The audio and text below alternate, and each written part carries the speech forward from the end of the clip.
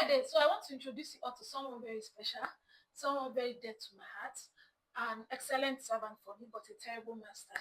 Guys, meet my money.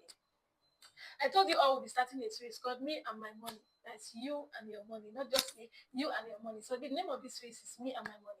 At the end of this 14-day series, you will then understand the relationship you have with your money and judge yourself. And then you will know that passive income is not a scam.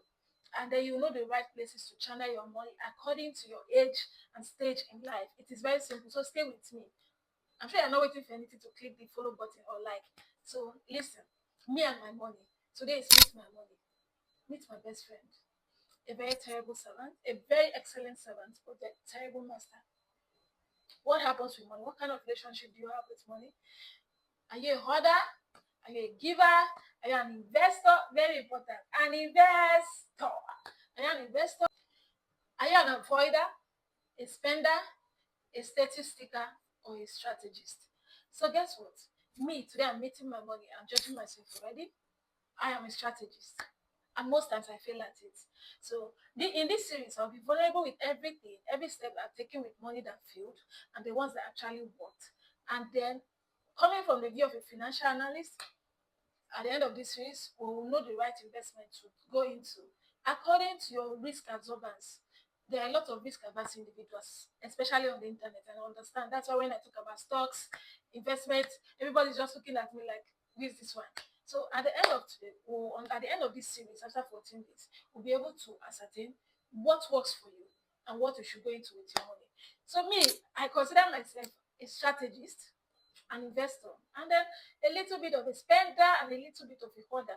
So what happens is this: I'm a kind of person that money comes to me but I have to work for it. I'm not the kind of people that just get money out of the bliss. It's my hard work. I have to work for it. So in my whole journey, or in my 30 something years of living, I've made terrible mistakes with my money and I've made good decisions with my money. So one of the terrible mistakes I've made with my money is saving my money, right? Get me, understand me. Saving is not a bad thing inherently, as much as debt is not a bad thing. But I had this notion that let me keep it, let me save it instead of wasting it. And my money was just there at the corner smiling at me like, who is this one? Is that how you want to become wealthy? You know what? When I learned that just keeping my money idle is one of the very bad financial habits, I then decided to be extremely prudent, like prudent with my money.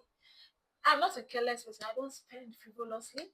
In as much as sometimes once you just do one small crease, you just open open one app and order one thing that you did not even envision yourself